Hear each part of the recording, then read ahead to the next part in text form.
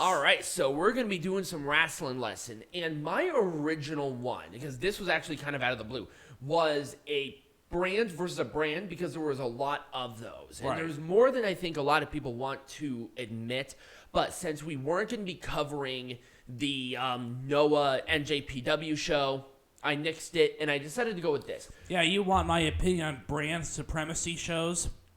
I have about the same opinion of those as he does with intergender wrestling. So. Yeah, exactly. Sometimes they're good, sometimes they're bad. I hate them all with vitriol. I think sometimes WWE does it well with some SmackDown versus Raw, or when they did SmackDown, Raw, and NXT, that was really good.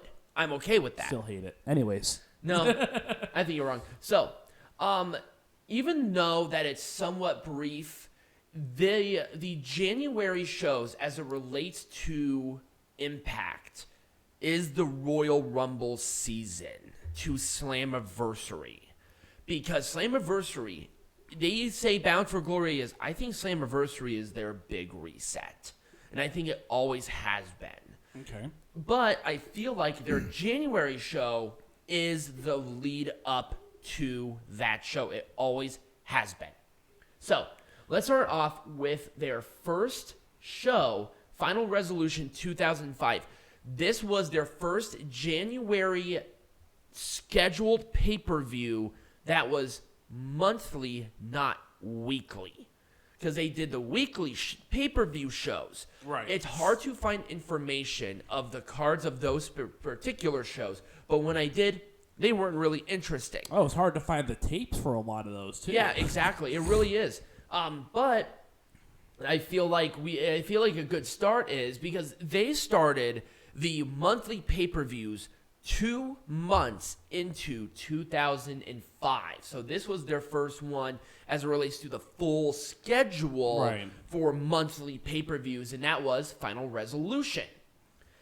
There was a lot of very interesting stuff that happened at this show, actually. So this was the first World Championship match of, I believe, the biggest wasted opportunity that TNA passed by, and that was the alpha male Monty Brown. Oh, God, yes.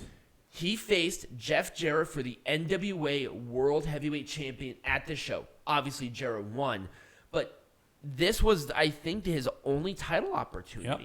Yep. And he never rose to this level since. Yeah. And I think everybody has that consensus that Monty Brown or Marcus Corvon, if you only watch WWE, was the biggest wasted opportunity. Yeah, and if you're looking for a good one, I know that Marky D did a good deep dive into Monty Brown / Marcus Corvon. So I do recommend you. I think that was only like 3 weeks ago. Yeah, it was. It was a great video. If you haven't watched it yet, I do highly recommend it. Yeah, it was a really good show. But here's the thing: I believe he was correct, and I've agreed with that for the last 15 years or how long it's been. Right. I've always liked Monty Brown, and I remember when WWE announced on their website way back in the day that he signed with a company. I'm like, oh my God. But anyways, we're gonna move on. No, I want to moan about Monty Brown. I know, but so actually, just watch the video. Right. He not only did one match during the show, he did 2 matches.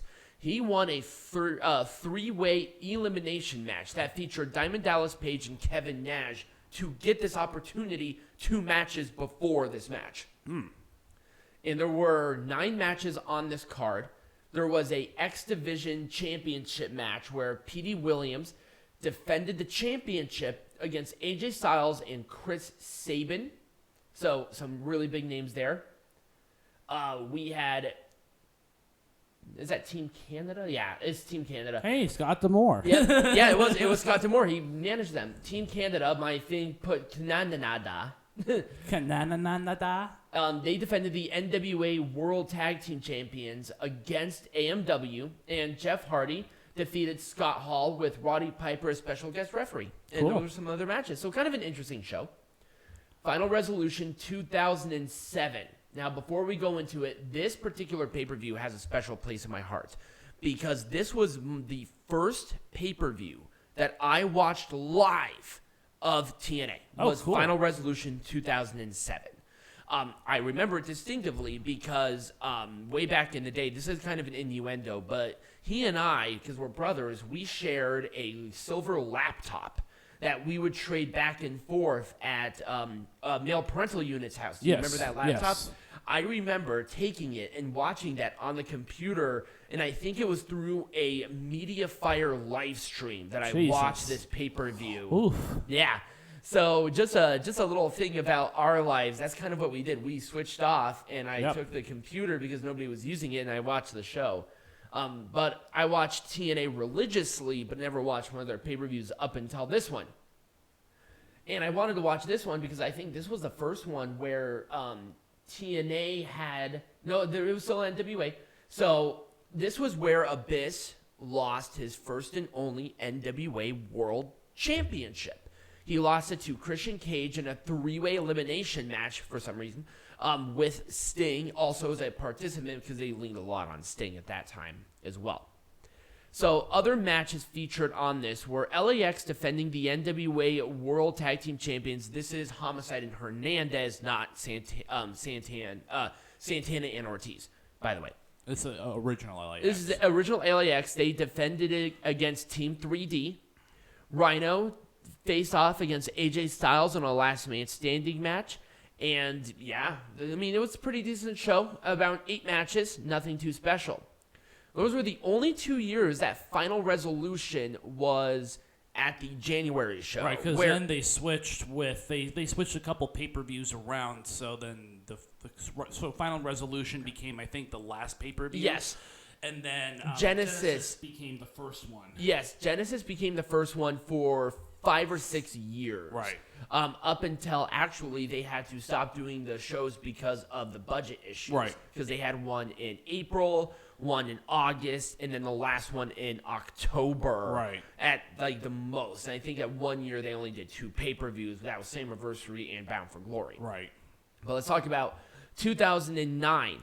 This was the first time that Genesis was the pay-per-view for January up until the aforementioned budget issues. Right. So the hard times. Yes, I actually called it the dark days of TNA. Yeah, it pretty much was. It basically was. So the event had 9 matches on the card, and it was main evented by a 6-man hardcore war. This is where 6-man hardcore wars make sense because there's not as much going on. Right.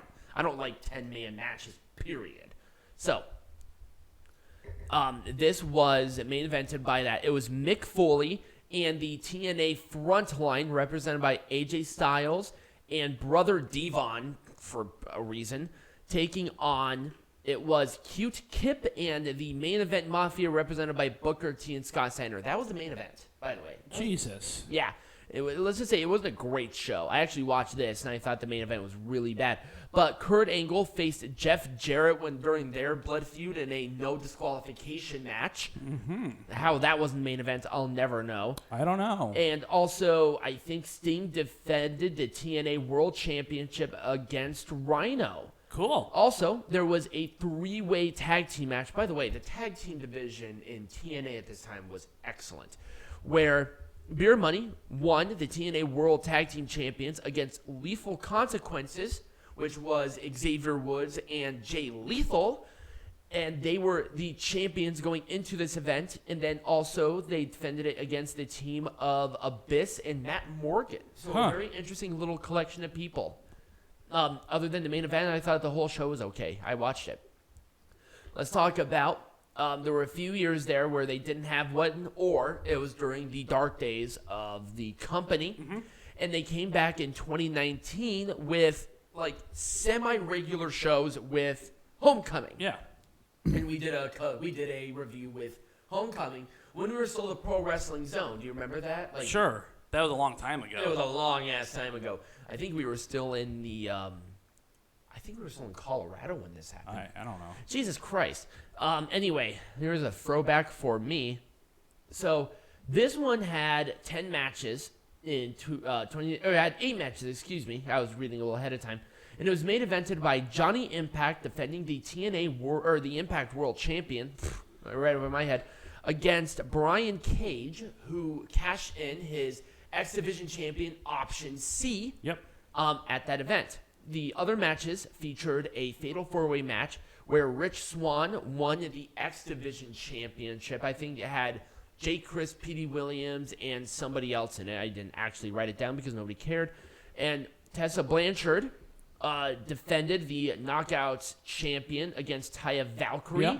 And this was the only homecoming event. Yeah. Because after that, it switched to our favorite event. Well, one of mine, at least, for January, and that was Hard to Kill. Yeah. And they had that since 2020. Now, this one was weird because this was before COVID. Yes. Despite it being 2020. So, packed house, whole 9 yards. Right. Right? This was the event, I think, where Tessa Blanchard won the Impact World Championship. Yes, it was, actually. There were 8 matches on this card, and it was main evented by Sami Callihan defending the Impact World Champion against Tessa Blanchard. It also there was Brian Cage versus Rob Van Dam. Taya Valkyrie defending the Knockouts Championship against Jordynne Grace and ODB. And the North defended the Impact World Tag Team Champions against Willie Mack, only because Rich Swann actually got hurt before the show, so it was actually a 2-on-1 handicap match, which we did cover that pay-per-view event. Yes, we did. So, the whole in-depth thing about January and Impact Wrestling is a stop-and-start thing. Mm-hmm. And it's hard to really go into big depth about the history of it because some of it are lost. Right.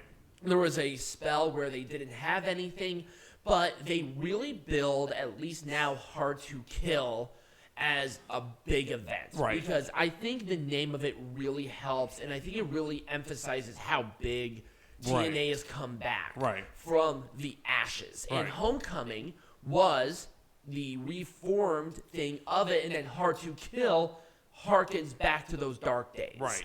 And I think it really speaks for it. I love Hard to Kill. It is one of my favorite events. I look forward to it every single year since it came out. Right. And I hope that next year's event is just as good. I hope it's in Vegas because I think every TNA show should be in Vegas. Well, that's not going to happen. But anyway, so when we come back, we're not only going to make Hard to Kill and Impact Wrestling majestic again, but we are going to make Pro Wrestling majestic again.